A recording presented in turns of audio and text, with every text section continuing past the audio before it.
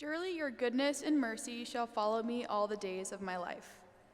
My name is MP, and I'm also a senior at Lovett, and I'm also attending Georgia Tech in the fall. I've been a part of our church community for 18 years now, and if you know me, you probably know that our youth group is a huge part of my life and has greatly contributed to my development. Until I was old enough to manage my own schedule, my family dragged me to church for every single 8:45 service. We sat right there in the front row for just about every Sunday morning. Creatures of habit, I guess.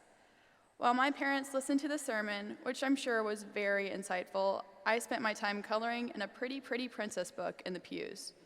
Maybe I even scratched my name into the wood a few times. Maybe I didn't. Who knows?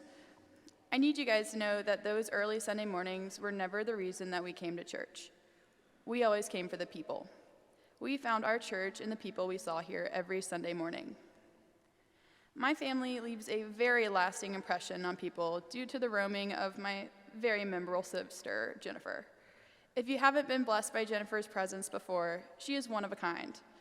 Jennifer has a rare mutation called Smith-Magenis syndrome, and it makes her extra unique. Sometimes it's really hard to love Jennifer. I would know. I grew up with her. But what I love about this church is that they never stopped loving her. Seeing this loyalty is what led me to our youth group. Even though I'd been here for 12 years, I don't think I really felt like I belonged to the church until I joined our youth group. I started coming to Bible studies in 7th grade because my older brother Chase had been going every week, and everything he did was the coolest thing in my mind.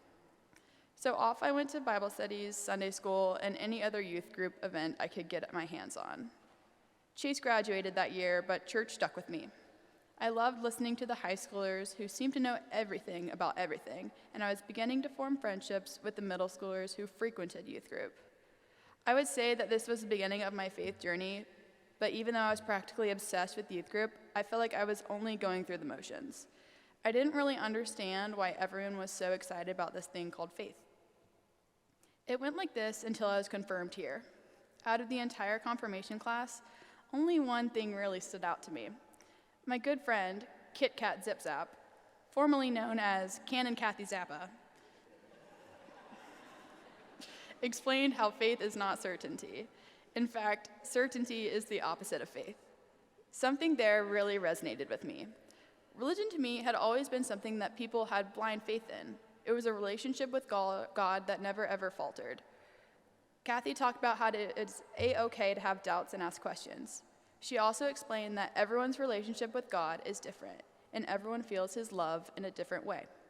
I wasn't yet sure how or where I felt God, but I really wanted to figure it out. Shortly after this, I went to my first diocesan event, knowing no one but my friend Rebe. It was all very new to us.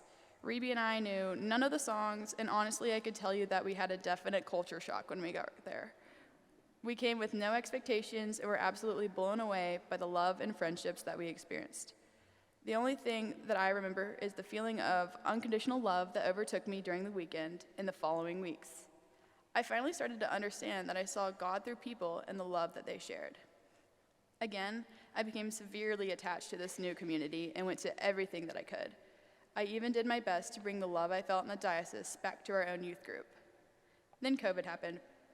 I'm sure everyone here can relate that they felt detached from our church at some point during quarantine, and my recent discovery of feeling God through others was basically put on hold. I'd like to say that I attended all of the online youth events that our leaders worked so hard to put on, but online church just wasn't giving me the connections I really needed. I didn't feel God at all during COVID, and even when everything was back on, I still didn't really feel anything. I stayed away from church events for a bit and made myself as busy as possible so I didn't have to think about the questions and doubts that I had about God. An existential crisis is really not what I wanted to have during my busiest year of high school. I know a lot of my friends can remember me saying things like, I don't know if I believe in God, or maybe agnostic. Who knows? It was a very weird time for me. I started trying to come back to youth events senior year because I missed all of my friends here. Whether I was religious or not, they were still a huge part of my life. Again, I was still running through the motions, but this time I noticed that I could be honest with others about it. I was honest with my friends in youth group and my youth leaders about doubts I was having. and they were totally okay with it. No one criticized me or told me that I wasn't welcome in the church. Most people even told me that they had gone through something similar, or that it was completely normal to feel like that. Today, I would say that my faith is stronger than it ever has been, because God and his people really stuck with me even when I wasn't seeing him. I still have a lot to learn and am only at the beginning of my journey, but I know that it's okay to ask questions and have doubts. As I was writing this and reflecting on my time here at the Cathedral, one thing that was very clear to me was that growing your faith and relationship with God takes a lifetime, and going through the highs and lows is just a part of it.